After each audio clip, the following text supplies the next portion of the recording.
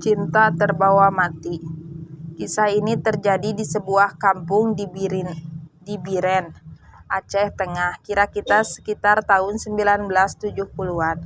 Alkisah ada pasangan muda yang baru menikah, sebut saja Mukarramah dan Nurdin. Mereka berkesimpulan untuk membuka kebun di sebuah hutan pinggir desa. Setelah meminta izin kepada orang tua Mukarramah, keduanya kemudian bergegas menuju hutan. Yang mereka bawa sebagai bekal berupa beras, asam sunti, garam, barang kecil lainnya untuk keperluan bertahan hidup beberapa waktu sampai dengan musim panen tiba. Untuk tempat tinggal, Nurdin sudah mempersiapkan sebuah gubuk kecil yang atapnya dari anyam rumput, ilalang yang sangat mudah didapat di sana. 2 bulan sebelum Mukarramah dibawa serta Nurdin sudah mempersiapkan segala sesuatu sendirian. Dia sudah menebang hutan untuk dipergunakan sebagai lahan yang akan dipergunakan untuk bercocok tanam. Burung pipit dan burung cecak rowo secara sukarela menanam campil Cina, cabai kecil yang sangat pedas, dan tomat tulo, tomat beri, sehingga untuk 2 hal ini Nurdin tidak perlu lagi turun tangan, bahkan cabai dan tomat itu tersedia melimpah untuk kebutuhan kedua manusia itu. Butuh waktu selama 6 jam berjalan kaki, barulah mereka sampai ke lahan itu. Hari sudah sore, Mukarramah langsung menjerang air dan menanak nasi dengan periuk tanah. Nurdin menuju alur kecil untuk mengambil jabakan ikan yang sudah seminggu yang lalu dipasang. Alhamdulillah ada 7 ekor ikan gabus terperangkap di dalamnya. Segera dia bawa pulang dan dimasak oleh Mukarramah. Sebagai lelaki bertanggung jawab, Nurdin sering melarang Mukarramah untuk bekerja di ladang. Dia hanya diminta untuk mengurus kesibukan dapur, seperti memasak dan mengolah makanan. Namun Mukarramah bukanlah perempuan manja. Walau suaminya telah melarang, dia tetap bekerja di ladang. Karena itulah semakin bertahan sayang Nurdin kepada dirinya. Singkat cerita, tahun itu kebun mereka menunjukkan akan datang panen besar. Kacang kedelai yang mereka tanam tumbuh subur dan berbuah lebat. Jagung-jagung tak satu pun diganggu oleh babi hutan. Demikian juga dengan ubi dan sayur mayur lainnya. Monyet di pinggir hutan pun tidak mengganggu kebun mereka. Seiring dengan semakin dekatnya dengan musim panen, Mukarramah pun sudah hamil besar. Bertambah bahagialah mereka. Nurdin semakin rajin bekerja. Beberapa yang sudah harus dipanen telah dia tuai dan ditumpuk di dangau kecil yang dipersiapkan sebagai gudang. Seorang pedagang di kota sudah berjanji untuk segera menjemput hasil panen itu. Bahkan uang muka sudah diserahkan kepada Nurdin. Mukarramah walaupun hamil besar tetap mendampingi suaminya memanen hasil ladang. Dia ingin menikmati proses menuai rezeki bersama dengan lelaki yang dia cintai. Bila Nurdin melarang, dia selalu berkata bahwa dia tidak apa-apa. Jabang bayinya ikut bergembira bisa membantu sang ayah. Buktinya, bila Mukarramah turun ke ladang, jabang bayi di perutnya selalu saja bergerak. Mendengar kabar itu, Nurdin memeluk dan mencium istrinya. Malam itu angin kencang. Mukarramah sedari sejam yang lalu terus menangis karena perutnya terasa mulas dan sakit.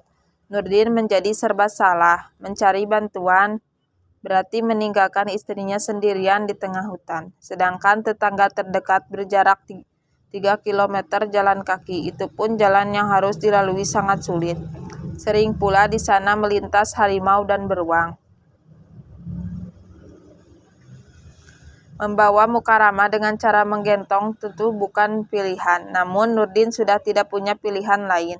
Di tengah hutan badai, dia memutuskan untuk membawa pulang istrinya ke kampung. Mukarramah sempat menolak, tetapi dia juga tidak yakin bisa melahirkan seorang diri di tengah hutan, apabila dia belum berpengalaman. Jalan yang becek serta tubuh Mukarramah yang berat menjadi halangan yang luar biasa. Guntur di langit bersahut-sahutan. Jalanan gelap. Beberapa kali Nurdin hampir terpeleset. Mukarramah yang digendong di punggung semakin lemah. Jeritan kesakitan tidak begitu kuat lagi. Beberapa kali dia sempat mendengar auman harimau. Dia takut, tapi ada hal yang harus diprioritaskan. Untuk itu dia melawan rasa takut dengan sekuat tenaga. Hujan lebat membuat tubuh mereka basah kuyup. Nurdin mencoba melindungi istrinya dengan cara memayungi dengan daun jati. Sejati-jatinya, daun itu tak cukup bermanfaat di tengah hujan lebat dan angin kencang. Tetapi Nurdin tidak peduli. Melihat itu Mukarramah tersenyum. Dia terharu. "Berhenti bang, aku sudah tak kuat lagi. Seperti anak kita akan lahir," kata Mukarramah. Suaranya nyaris tidak terdengar. Nurdin menurunkan istrinya dari gendongan. Di tengah gelap gulita, Mukarramah kemudian bergelut dengan maut. Pada hentakan terakhir bayi mereka lahir laki-laki, nampak sehat sekali. Nurdin segera melindungi bayinya dengan daun pisang. "Bang, segera bawa bayi kita ke kampung terdekat. Tinggalkan saja aku di sini," ujarnya pelan. Di tengah hujan badai itu dia masih sempat memeluk dan mencium putra tercinta. "Tidak, kau akan kubawa serta abang akan membawa kalian berdua," kata Nurdin dengan berurai air mata. "Aku sudah tak kuat lagi bang," bisiknya. Nurdin tak peduli. Dia kembali menggendong istrinya. Anaknya dibekap di dada. Dia berjalan dengan tertatih. 2 jam kemudian dia sampai ke kampung terdekat. Dia berteriak minta tolong. Warga langsung berhamburan memberikan pertolongan. Mablen, bidan kampung, segera memberikan pertolongan. Mukarramah semakin melemah. Segala jampe dan upaya tradisional telah diberikan. Namun sepertinya Allah berkehendak lain. Perempuan yang penuh cinta itu meninggal dunia. Tepat saat azan subuh berkumandang. Innalillahi wa inna ilaihi raji'un. Pasca kematian Mukarramah, Nurdin sudah tidak peduli lagi dengan ladangnya di tengah hutan. Baginya, kembali ke rumah mereka berarti membuka luka. Sebab ribuan kenangan terukir di sana. Dia masih ingat ketulusan istrinya dalam membantunya bekerja. Senyum perempuan yang tidak pernah terlihat lelah masih sangat membekas. Dan semua itu kini merupakan sebuah kesakitan. Tak tahan menanggung derita, akhirnya Nurdin memutuskan merantau ke Malaysia. Dia menitipkan putranya berumur 2 bulan kepada ibunya yang sudah tua. Kepada sang ibu dia berujar, "Biarlah kubawa segala derita hati ini keluar sana. Kutitipkan buah hatiku pada engkau ibuku. Kiranya ibu tidak menolak hajatku kali ini," kata Nurdin sambil menangis. Singkat cerita, sang ibu bersedia mengasuh putra Nurdin yang diberi nama Banta, Muhammad itu. Belayarlah duda muda itu ke kampung seberang laut. Pasca keberangkatan Nurdin, kampung mereka gempar dengan seringnya masyarakat melihat seorang perempuan berdiri di dekat jendela rumah Nurdin. Tidak jelas siapa, tapi setiap dia nampak berdiri di sana, Banta menangis keras di dalam rumah. Warga mengira bahwa itu tamu, tapi lama-kelamaan mereka curiga. Setiap nampak wanita berdiri di dekat jendela, Banta pasti menangis keras. Akhirnya ada yang memberitahukan hal itu kepada pemilik rumah. Mereka berkesimpulan bahwa itu adalah setan yang hendak mengganggu Banta.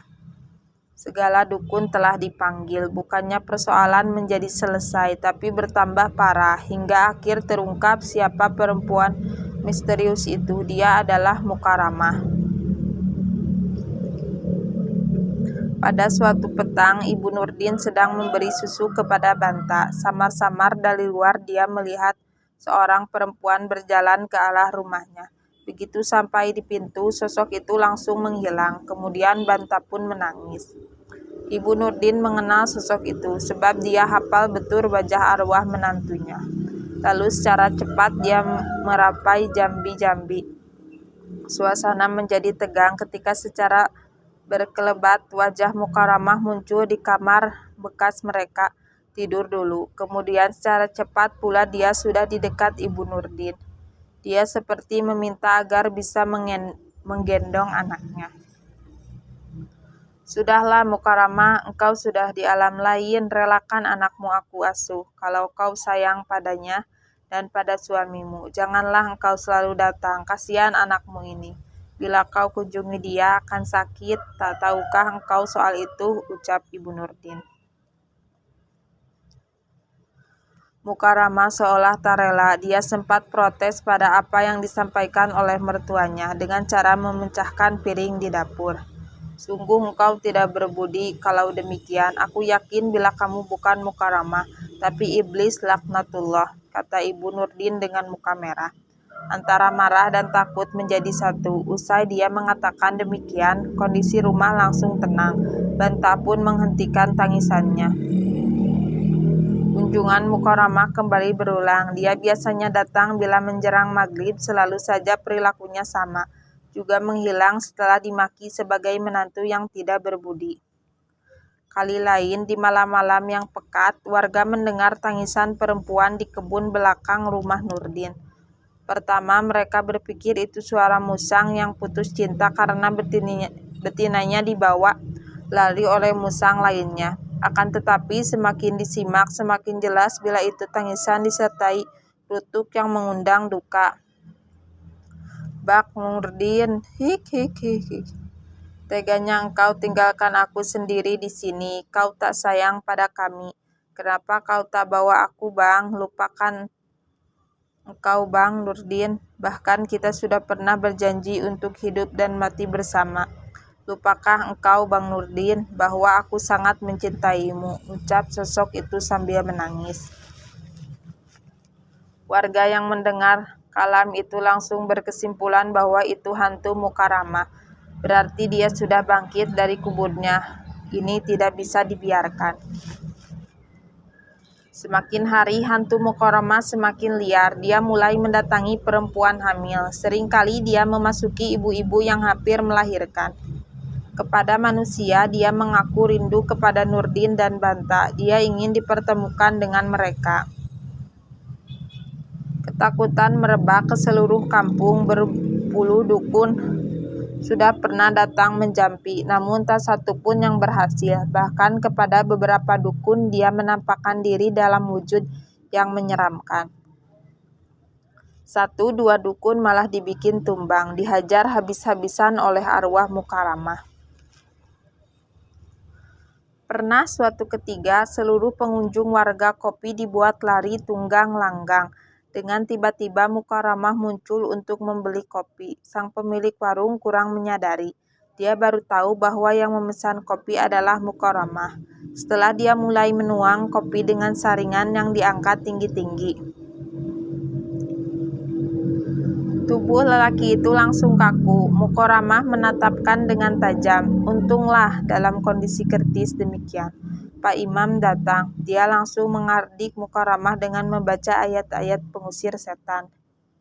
Mukarramah sempat melawan. Beberapa kursi sempat terbang ke arah imam kampung. Namun dengan cekatan dia mengelak. Iblis itu baru kalah setelah sang imam membaca ayat kursi. Keesokan harinya, warga beserta keluarga Nurdin dan Mukarramah berembuk. Mereka sepakat untuk membalikan batu nisan kubur Mukarramah. Semua sepakat. Setelah prosesi itu selesai, malam-malam selanjutnya tidak ada lagi teror dari hantu perempuan itu. Kampung menjadi aman. Lewat mimpi, Mukarramah kemudian menemui Nurdin di Malaysia. Dia meminta agar suaminya mengunjungi kuburannya. Bawalah anak kita, Bang, kunjungilah aku. Aku rindu pada kalian, cukup sekali saja. Setelah itu aku ikhlas engkau tidak pernah datang padaku lagi, ucap dalam mimpi Nurdin. Setelah 3 malam berturut-turut, Mukarramah datang dalam mimpinya. Nurdin pun pulang kampung. Setelah beristirahat, dia langsung ziarah ke kubur wanita yang sangat dicintainya itu. Dia membawa serta Banta. Di hadapan nisan yang baru berusia bulanan itu, Nurdin memanjatkan doa, semoga istri dilapangkan kuburnya oleh Ilahi Robbi. Istirahatlah dengan tenang istriku, aku akan menjaga Banta dengan baik. Aku berjanji akan selalu mengingatmu sebagai perempuan yang penuh cinta. Pada anak kita akan kuceritakan bahwa pada suatu ketika dia pernah punya ibu yang sangat baik, setia, dan penuh perhatian, ucap Nurdin. Usai berkata demikian, Nurdin menangis, sedangkan Bata nampak ceria. Dia tertawa-tawa dengan gendongan ayahnya. Mungkin dia sedang bercengkrama dengan arwah ibunya.